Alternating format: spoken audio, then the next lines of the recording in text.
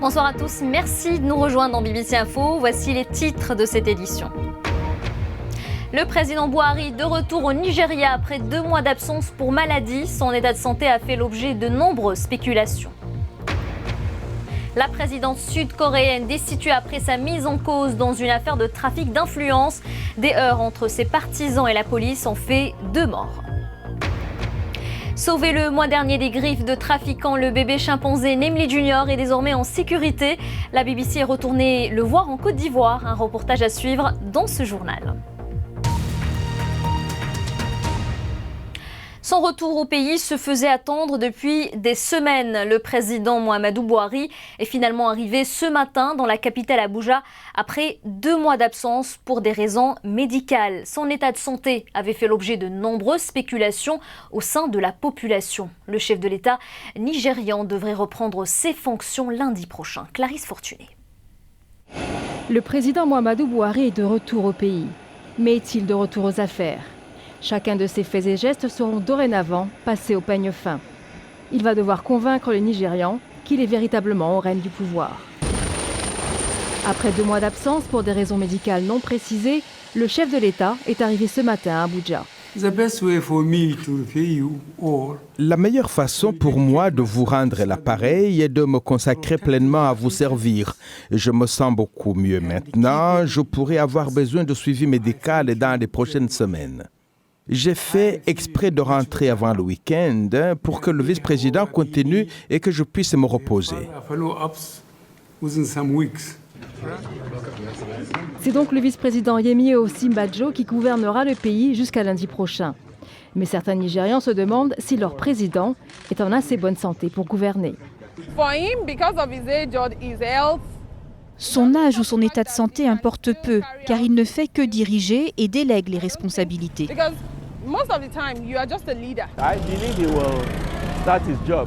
Je pense qu'il va reprendre le travail, mais s'il ne fait pas, alors je m'inquiéterai.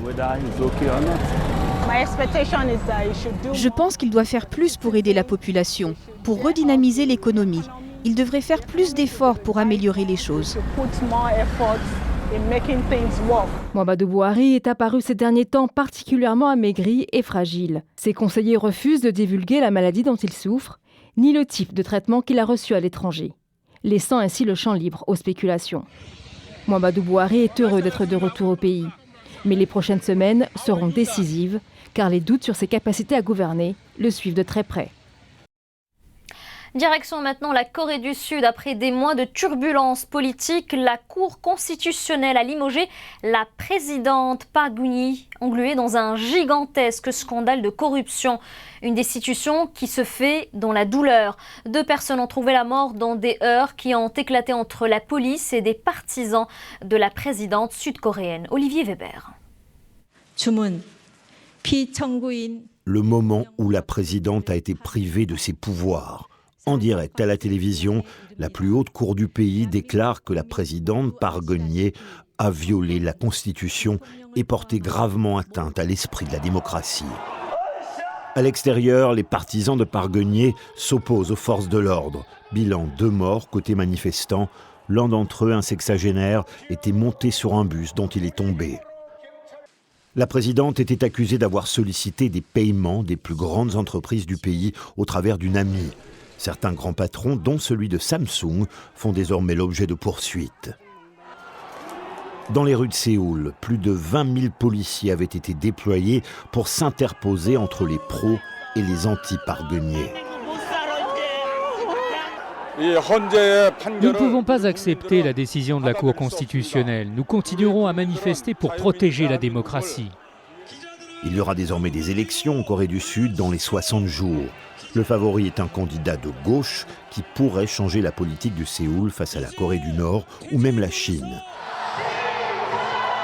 Chaque samedi depuis 3 mois, de gigantesques manifestations réclamaient le départ de la présidente. Ces manifestants espèrent à présent un assainissement de la vie politique et la fin des liens corrompus entre dirigeants politiques et patrons de grandes entreprises. Il en va de la stabilité de cette jeune démocratie. Le reste de l'actualité en bref et en images. Le président russe Vladimir Poutine reçoit à Moscou son homologue turc Recep Tayyip Erdogan. Au menu des discussions, la guerre en Syrie et les moyens d'y mettre un terme. La Russie et la Turquie soutiennent des camps opposés en Syrie, mais les deux présidents se sont rapprochés récemment. Parmi les dossiers épineux, le sort du président Bachar el-Assad et la question kurde. À ce sujet, justement, l'ONU accuse les forces de sécurité turques de graves violations des droits de l'homme dans la région kurde de Turquie. Selon un rapport, l'armée turque a rasé des villes entières dans le sud-est et commis des actes de torture. La région est le théâtre de combats quotidiens entre soldats turcs et combattants du PKK.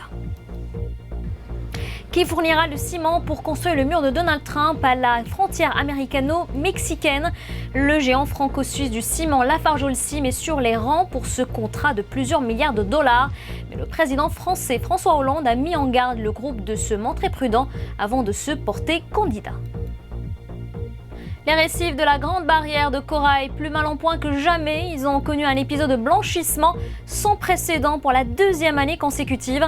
En cause, le réchauffement climatique qui augmente la température des océans. Souvenez-vous, le mois dernier, nous vous racontions l'histoire de Nemli Junior, un bébé chimpanzé sauvé des griffes de trafiquants en Côte d'Ivoire grâce à une enquête de la BBC.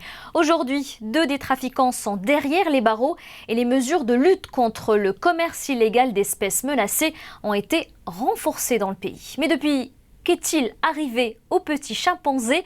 La réponse dans ce reportage, le récit est d'Anne-Marie Dias-Borges. Nemli Junior est enfin entre de bonnes mains et sur la voie de la guérison. Des braconniers ont tué sa mère et le reste de sa famille avant de le vendre à des trafiquants. C'est grâce à une enquête de la BBC que le petit chimpanzé a pu être libéré. Aujourd'hui, il a retrouvé le goût du jeu et explore son nouvel environnement.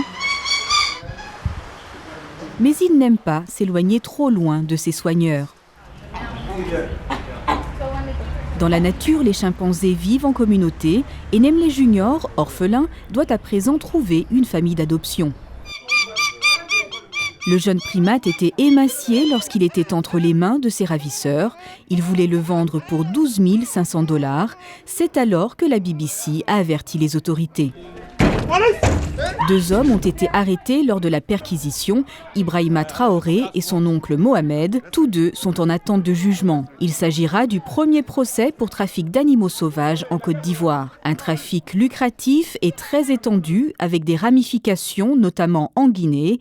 La famille Sidébé a également vendu des bébés chimpanzés et 2 de ses membres ont été arrêtés. Des arrestations qui, selon les autorités, aboutiront à une prise de conscience. Quand vous arrêtez un trafiquant, que vous l'incarcérez, vous envoyez un message clair, que la criminalité liée aux espèces sauvages n'est plus un secteur à profit élevé et à faible risque. Il y a des risques, on risque la prison. Les trafiquants ont pour habitude de faire circuler des vidéos montrant les primates à vendre. Les coups de filet de la police vont permettre d'atténuer le phénomène, mais il en faudra plus pour l'éradiquer complètement. C'est un grand pas en avant, mais la lutte contre le trafic d'animaux sauvages est loin d'être terminée. Est-ce la fin du problème? Non, ce n'est pas fini. C'est comme la drogue. C'est une bataille sans fin. Nemli Junior a trouvé son nouveau jouet, un téléphone portable. 4 contrebandiers sont aujourd'hui derrière les barreaux. Une victoire de plus pour les amoureux de nos plus proches cousins. On passe à présent à l'actualité sportive, notre rendez-vous du vendredi sur le foot anglais avec Emmanuel Coste. Emmanuel a un week-end un peu particulier puisque plusieurs équipes joueront les quarts de finale de la FA Cup. Absolument, Salma, ça va commencer demain après-midi par ordre d'apparition sur les pelouses. Donc un duel entre un choc entre clubs de l'élite, entre Middlesbrough qui reçoit Manchester City. Middlesbrough a cette particularité qu'elle ne prend pas beaucoup de buts en championnat, moins que Liverpool, moins qu'Arsenal, autant qu'Everton. Oui, mais voilà, le corollaire, c'est qu'elle n'en marque pas beaucoup non plus. Alors est-ce que la défense solide de Middlesbrough va pouvoir endiguer les vagues, les offensives des hommes de Pep Guardiola? Rien n'est moins sûr. À 17h30 en temps universel, ce sera le coup d'envoi du second quart entre Arsenal et Lincoln City. C'est le cendrillon un petit peu de cette coupe. Lincoln, vous savez, c'est un club de 5e division qui devra jouer libéré au Stade des Émirats, goûter vraiment pleinement cette occasion unique de jouer dans cette arène. Pour Arsenal, bon, on ne va pas revenir sur les avatars du club londonien, sur les questions qu'on se pose à propos du manager Arsène Wenger. Arsenal éliminé sèchement par le Bayern Munich en Ligue des Champions. Hors de portée maintenant pour la conquête du titre de champion. Ils sont à 16 points du leader Chelsea. Arsenal doit gagner cette Coupe d'Angleterre pour sauver sa saison, mais ça ne veut pas dire d'ailleurs que ça sauvera le siège d'Arsène Wenger comme manager. Et puis dimanche, Tottenham rentrera en lice. Tottenham qui jouera à domicile contre Millwall, un club de 3e division, qui est un petit peu, si vous voulez, l'épouvantail de cette coupe, parce que Millwall a éliminé aux 2 tours précédents Watford, puis Leicester, c'est-à-dire 2 clubs de première division. Donc Tottenham devra se méfier. Enfin, je pense que Harry Kane, avec la forme qu'il a à l'heure actuelle, devrait pouvoir surpasser cette équipe de Millwall. Harry Kane et puis ses 10 coéquipiers, bien sûr, Salma. Alors, mais il faut dire, Emmanuel, que le plat de résistance dans cette FA Cup, ce sera le choc Chelsea-Manchester United prévu lundi. Ah oui, on garde le meilleur pour la fin. Lundi soir, 19h45 GMT, Chelsea qui a, allez, on va le dire, une main sur le trophée de champion.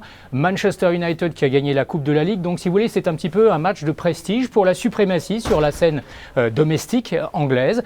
Ça va dépendre un petit peu des 11 alignés par les managers, Antonio Conte et José Mourinho. Parce que si évidemment ils alignent des équipes un petit peu plus faibles que d'habitude, ça donnera peut-être une chance à l'adversaire.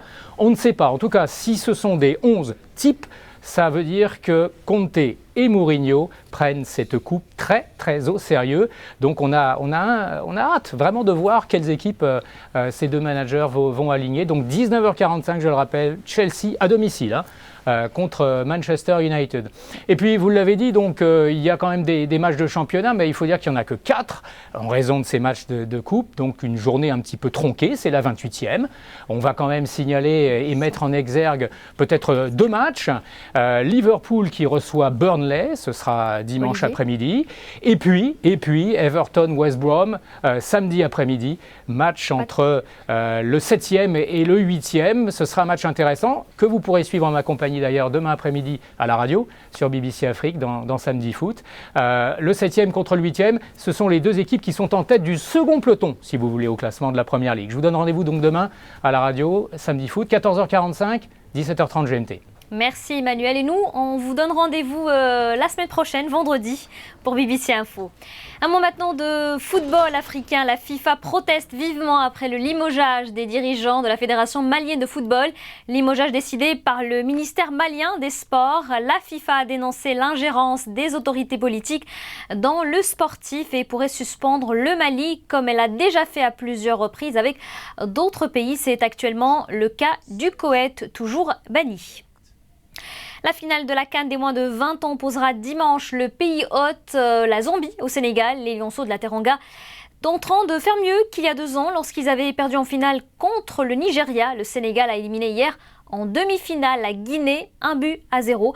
La Guinée qui disputera dimanche le match pour la 3e place contre l'Afrique du Sud. Du nouveau dans le monde de la boxe, des promoteurs américains et européens vont lancer le World Boxing Super Series. 2 tournois par élimination avec 8 boxeurs chacun et une cagnotte de 50 millions de dollars. Le gagnant remportera le trophée Mohamed Ali. Et on se quitte avec une scène cocasse sur BBC World ce matin. La chaîne interviewait en direct un spécialiste de la Corée du Sud pour commenter la destitution de la présidente. Et regardez qui arrive dans le bureau.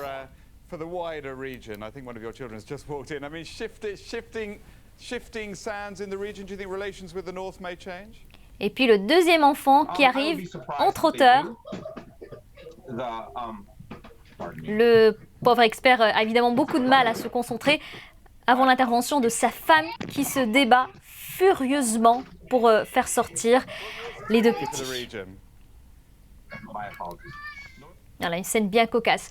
Continuez à vous informer sur notre site internet, toute l'actualité africaine, internationale et sportive disponible sur PC, sur téléphone portable. Vivez l'info avec bbcafrique.com.